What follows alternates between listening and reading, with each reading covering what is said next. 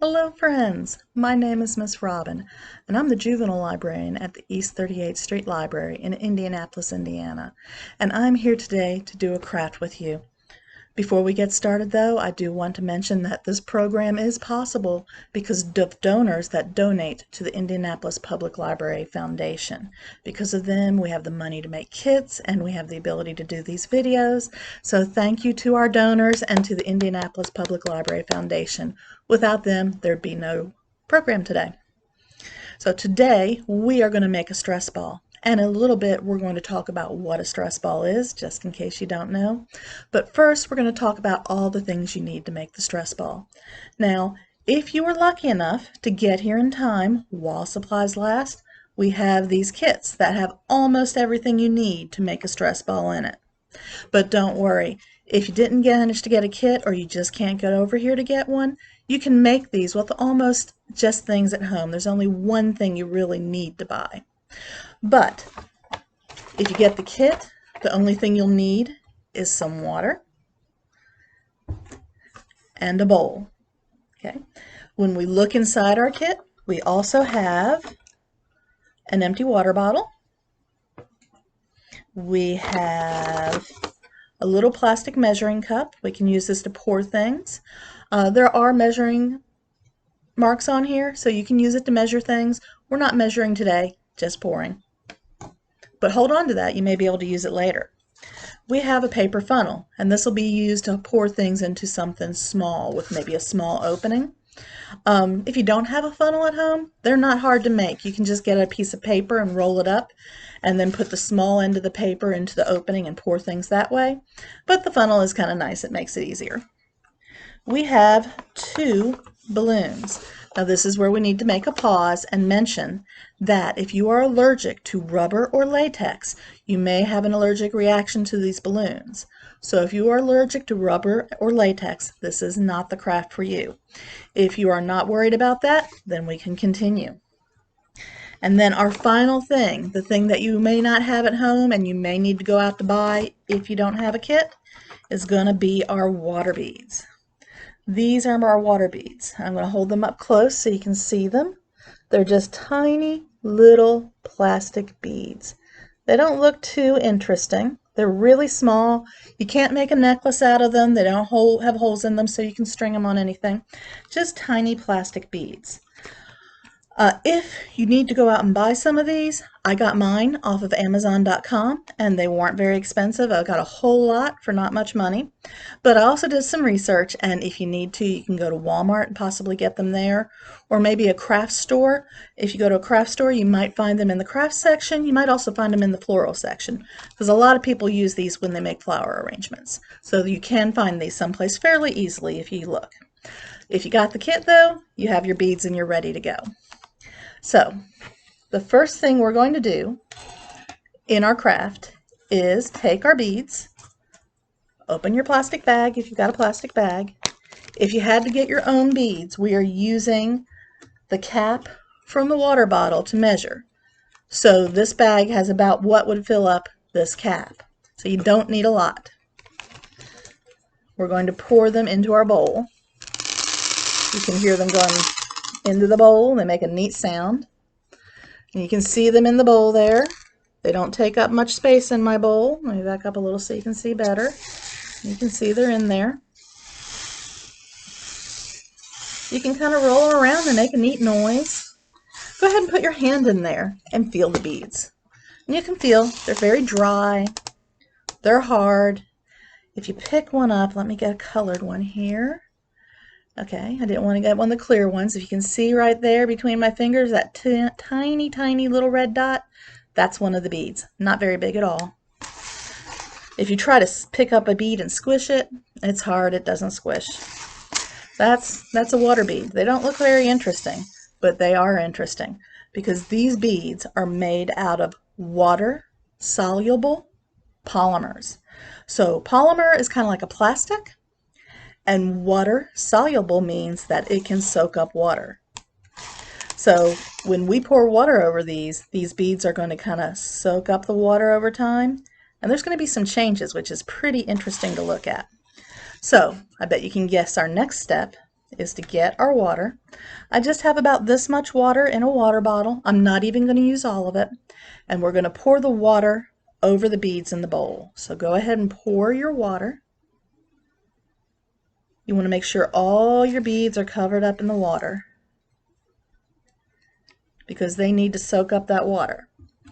If you look at it now, you can see they're in the water. All of mine are covered up. You want to make sure they're well covered. If you think maybe you don't have enough water in there, add a little more.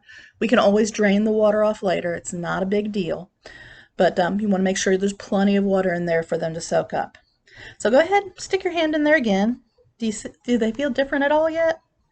They feel a little less hard to me, but still pretty much the same. They kind of look a little fuzzy to me, but they don't feel fuzzy. And of course they feel wet because they're in water. Well, what we're going to do now is going to take a little time. We're going to put these beads aside in a safe place in their bowl of water, and we're going to let them sit for 1 hour and see what happens. We're going to give them 1 whole hour to soak up as much water as they can, and then we're going to come back and look at them. So this is a good time to pause your video, go do something fun, draw a picture, go outside and play, talk to somebody you like. Come back in an hour and we'll look at the beads and see what we've got then. Okay? I'll see you in an hour.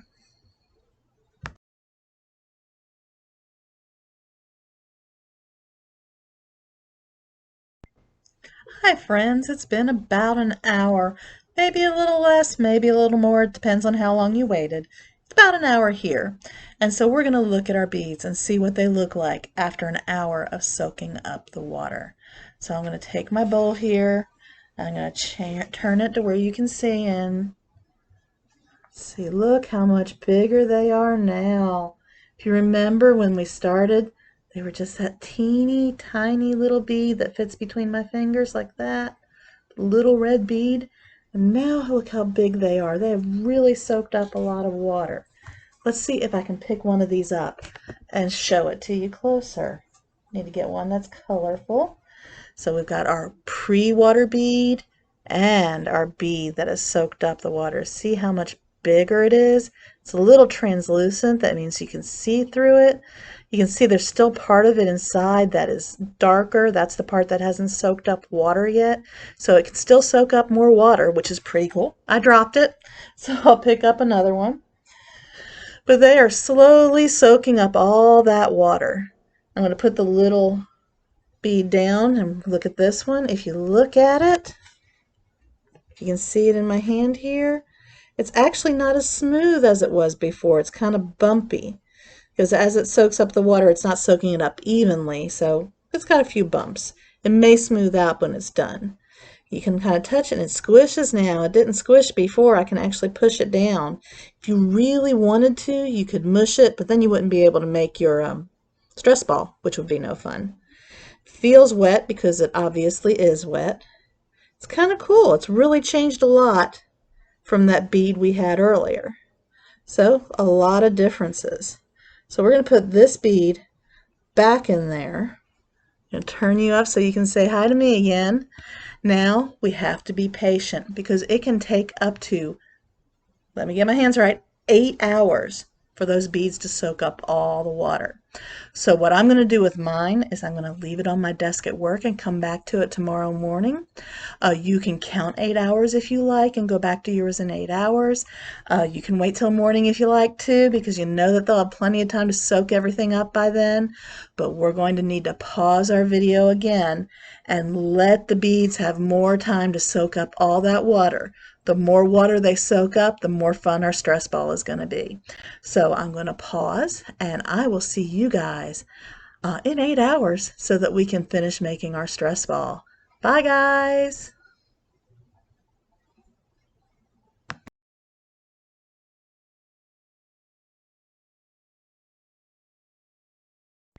Hi guys, I'm back. It's been long enough. My beads have had 8 hours to soak up all their water, and boy are they different. I hope yours are as different as mine.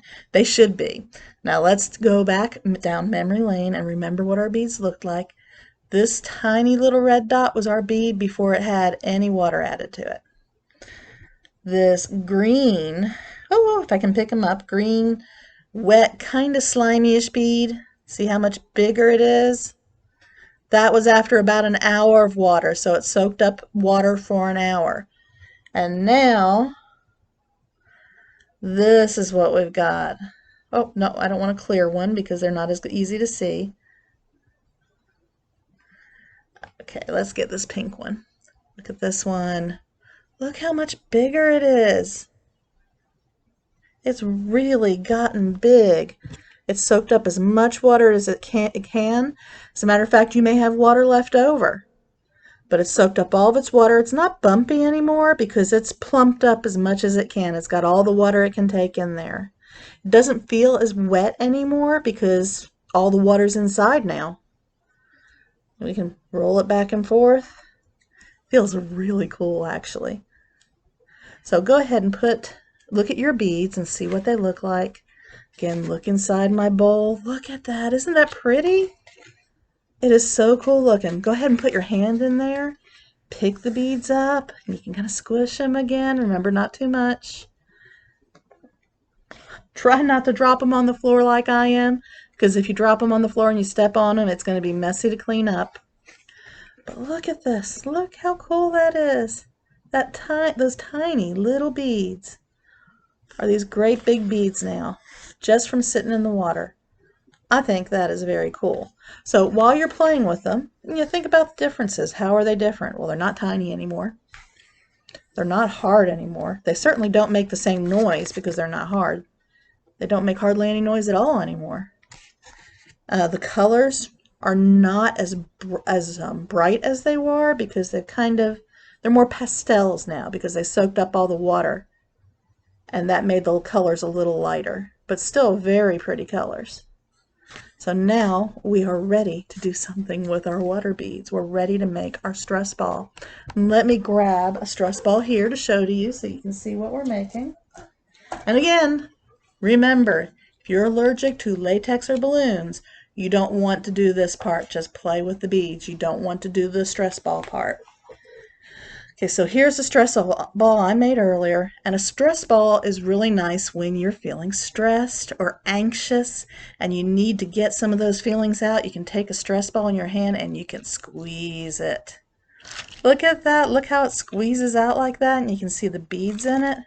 It's really cool. And if you manage to get a balloon that's kind of see-through, you can really see the colors of the beads in there. Look at that. So we're going to make one of these today. It's just a nice way. Sometimes it's just fun, feels good. Sometimes it's just a nice way to get rid of that stress because we're feeling sad or lonely or anxious. You can squeeze a stress ball. So the first thing we're going to need to do is get our balloons. And I'm going to have to pause you for a second while I get my balloons.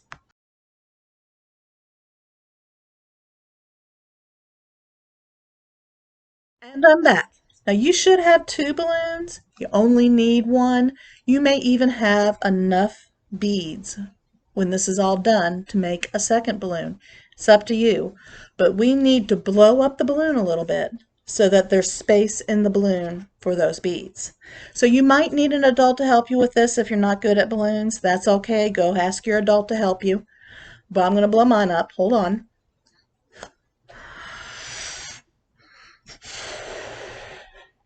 We're not going to tie it off because we don't want it to be a balloon. We want it to be a stress ball. And we're just putting that air in to stretch out the balloon a little bit so there'll be some space to put those beads in. So just hold it that way for a second and then let the air out. It's sometimes fun to see what noises you can make when you let the air out. But you can see already that the bottom part of my balloon is a little bigger. It's going to be able to hold more beads. So that was helpful. Now we have to get all these beads and put them in our water bottle.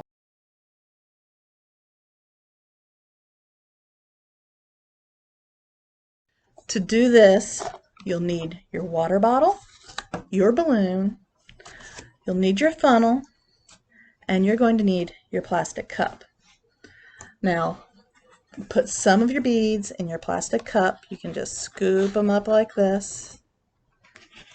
Kind of look at them. Oh, look how cool they look in there. They're really shiny in there. Look like little jewels.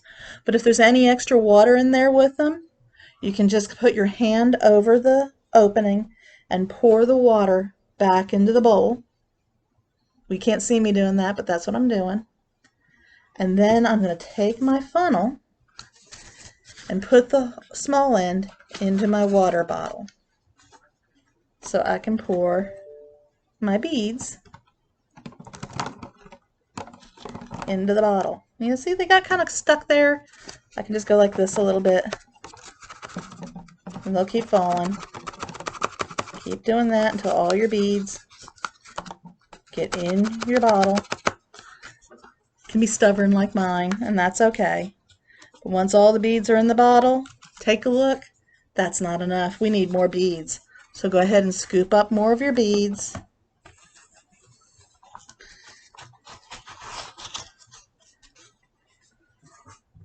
Drain out any water you need to drain out. And then once you get them in the funnel, you can start doing this again.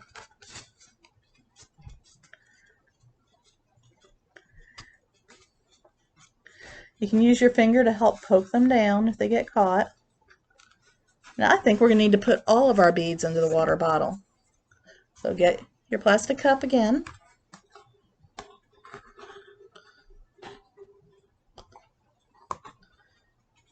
So this is the last of my beads in my plastic cup. If there's any water left, go ahead and pour the water out into your bowl. And then we're going to take it and put the beads in our funnel again.